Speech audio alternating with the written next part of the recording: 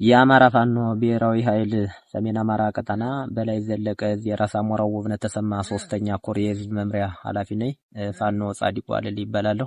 የብልጽግና ወንበር አስጠባቂ ጨፍጫፊና ጡት ቆራጭ ኃይል አሁን ያለበትን ሁኔታና ሰሞኑን የተገኘውን ድል በራስ አሞራው ውብነህ ተሰማ 3ኛ ኮር ቀጠና ያለውን ለማሳወቅ እፈልጋለሁ። እንደሚታወቀው የብልጽግና ወንበር አስጠባቂ ሰራዊት የአማራን ህዝብ ካለበት መከራና ችግር የባሰ መከራና ችግር ውስጥ እንዲገባ በድህነት እንዲኖር በኢኮኖሚው እንዲዳቀቅ በማሰብ ከበፊቱ በተለየ ሁኔታ እስከ ከተማ ስንገባ ዝም ብሎ ከርሞ አሁን 1 ኩንታል መዳበሪያ በ10 ሺህ ብር 1 ኪሎ ዘር በ200 ብር ሸምቶ የዘራውን ገበሬ አዝመራውን ለማቃጠል አዝመራውን ለመጨፍጨፍ ወደ ተለያየ አቅጣጫ ወደ ተለያዩ የገጠር ቦታዎች እንደገባ ይታወቃል።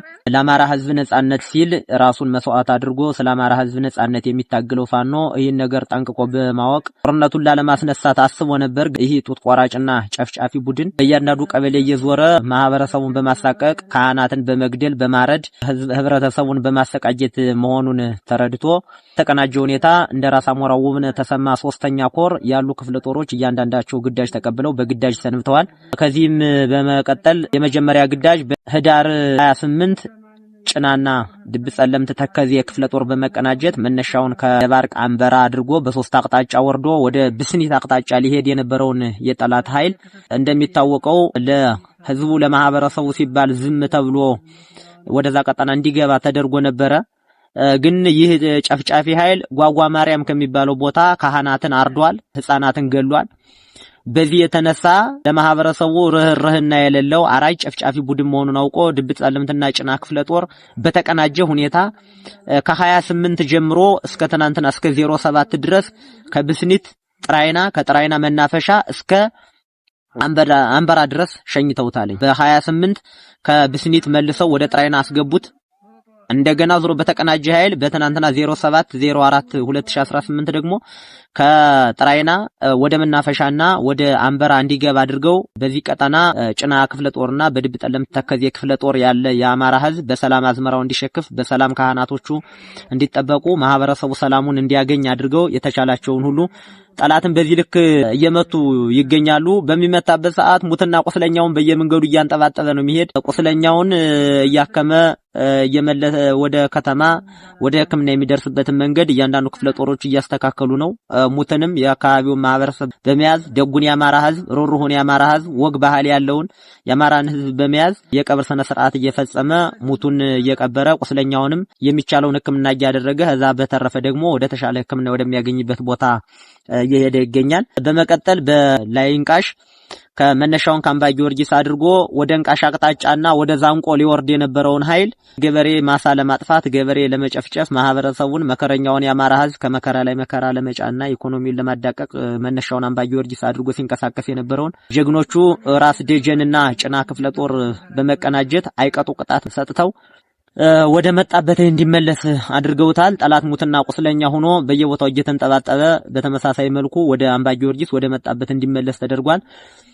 በእግረኛ አልችል ሲል በከባድ መሳሪያ በመወንጨፍ በተመሳሳይ መልኩ በጥራይና ተከዜ ድብ ጸለምት ክፍለ ጦር ባለበት ወደ ጥራይና ብስኒት እንቃሽ ከባድ መሳሪያዎችን በመወንጨፍ ያ ገበሬውን አዝመራ በማቃጠል እንስሳትን በመጨፍጨፍ ቤትን በመምታት ህፃናትን በመምታት እንስሳትን በመምታት በከባድ መሳሪያ እየወነጨፈ እንደነበረ በኮሩ ቀጠና ያላችሁ የአማራ ተወላጆች ለእናንተ ግልጽ ነው።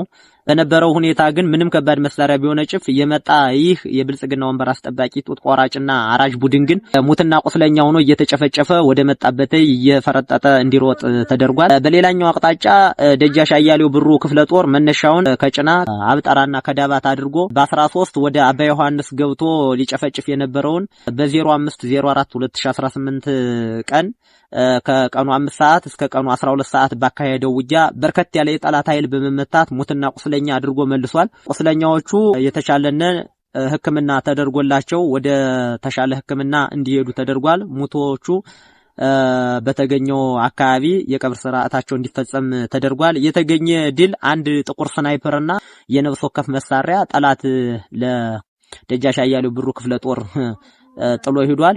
ነበልባሎቹ ደጃች አያሌው ብሩ ክፍለ ጦር አይቀጡ ቅጣት መትተው በመጣበት እግሩ እያራወጡ ሙትና ቁስለኛ አድርገው ስናይፐሩና ሌሎች ነፍስ ወከፍ መሳሪያዎችን ተቀብለው ወደ መጣበት እንዲሮጥ አድርገዋል። እንደሚታወቀው በዳባት ወቅንና ደባርቅ አካባቢ ያላችሁ የአማራ ተወላጆች በርከት ያለ መድፍና ሞርተር ሲወነጨፍ ነበረ። ዙ 23 ወርዶ ነበረ። ይህን ሁሉ የቡድን መሳሪያ ሳይበግረው ጀግኖቹ ደጃች አያሌው ብሩ ክፍለ ጦር ያንን ሁሉ መልሰው ሙትና ቁስለኛ አድርገው ያመጣውን መሳሪያ ተቀብለው መልሰውታል። በይህ ብልጽግና ወንበር አስጠባቂ ኃይል ብልጽግና ፓርቲ ገበሬ 4 ወር 5 ወር የደከመበትን በዝናብ በጭቃ ሲለፋበት የከረመውን በከባድ መሳሪያ ለማቃጠል ከ06/04 2018 ቀን ድረስ ከተለያየ አቅጣጫ ከባድ መሳሪያ እየወነጨፈ ከማህበረሰቡ ላይ አዝርት በማቃጠል ቤት በማቃጠል እንስሳትን በመጨፍጨፍ የተካነበት ነው። የዚህ አይነት ጭፍጨፋ አካሂዷል። በአንድም በሌላም ግን ጠላት ከየተለቃቅሞ ከመጣበት አቅጣጫ ሁሉ እየተመለሰ ወደ መጣበት አቅጣጫ እየተመታ ሙትና ቁስለኛ የሆነ ያመጣውን መሳሪያ ከቡድን መሳሪያ እስከ ነፍስ ወከፍ መሳሪያ በደጃች በራስ አሞራው ውብነህ ተሰማ 3ኛ ኮር ስር ለሚገኙ ክፍለ ጦሮች እያስረከበ እየፈረጠጠ ወደ ከተማ እየገባ ይገኛል። በተረፈ ድሉ ይቀጥላል። በታላቅ ድል እንገናኛለን። በሌላ ድል እንገናኛለን። እስከዛው ሰላም ሁኑልን። ድል ለአማራ ሕዝብ፣ ድል ለፋኖ። በክንዳችን ነጻነታችን እናውጃለን። ሰላም ሁኑ።